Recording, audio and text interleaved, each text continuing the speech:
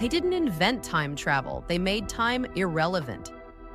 We live our lives thinking time is a law, rigid, unchangeable, linear. Past leads to present, present to future, 1 second at a time, always forward. But in a far corner of the post-human age, a civilization emerged that challenged this very assumption. They weren't interested in building machines to go back in time or leap ahead. They wanted to bend the flow of time itself.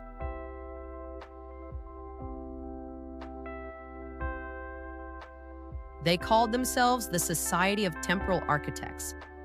This wasn't science fiction, it wasn't religion either, it was a new consciousness. A way of seeing time not as a ticking clock, but as a pattern, a construct, a fabric woven by perception, narrative, and intent. In the early stages, they drew from ancient teachings, Hermetic philosophy, Eastern non-duality, even lost indigenous cosmologies. The core realization was this: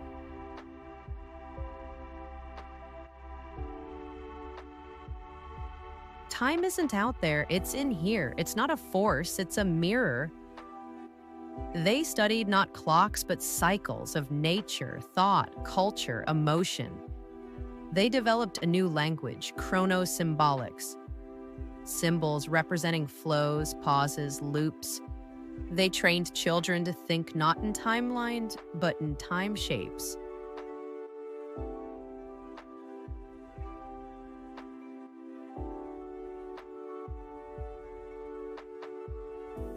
By the 23rd century, they had developed tools to interact with these shapes.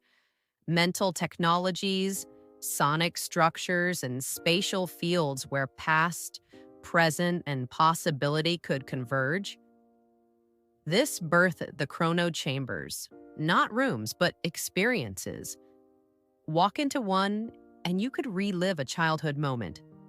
Step again, and you'd see an alternate version of your life unfold. These weren't fantasies.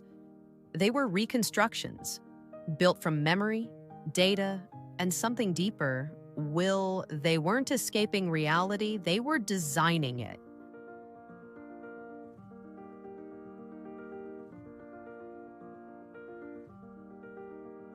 But not all outcomes were luminous. Some lost themselves in infinite versions of their lives. Others grew addicted to the perfect moment, looping joy and avoiding pain. Time no longer healed, it tempted. So a new discipline emerged, temporal ethics, the philosophy of responsible time design. These ethics weren't about laws, but balance, harmony, rhythm.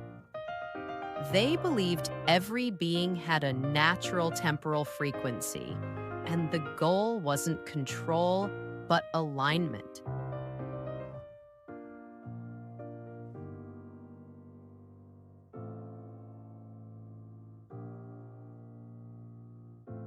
From this, a new caste arose, the chrono-mystics.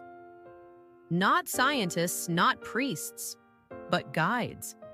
They helped others synchronize their timelines, rewrite destructive patterns, and learn the lost art of nonlinear living. And yet, their greatest discovery was not a tool, but a truth.